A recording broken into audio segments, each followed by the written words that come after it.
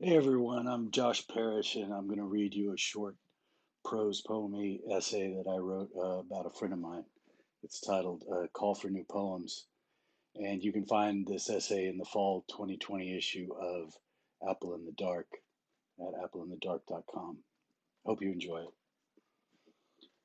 During your eulogy, your mother's pastor, who's never met you but knows you wrote poetry, reads one short sleep past, we wake eternally. Your brother elbows me to commandeer the pulpit. Already this morning we finished the bottle of scotch left behind on your desk. Before the sanctuary of your 100 friends, I suddenly pity the pastor. His theme is unresolved as your whiskey. Were I to finish his, I might recite, After the first death there is no other.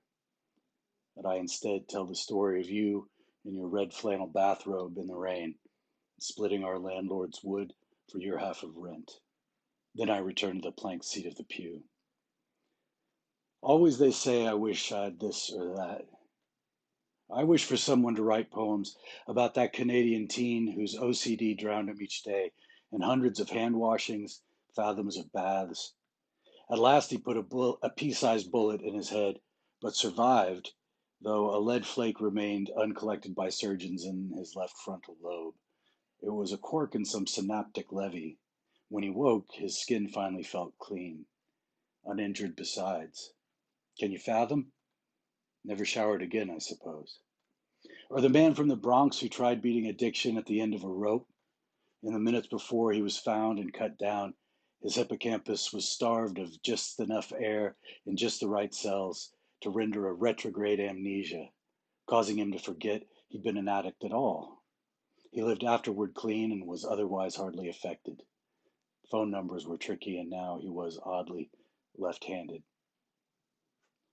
Read these new poems to the pastor, and he'll speak the word miracles.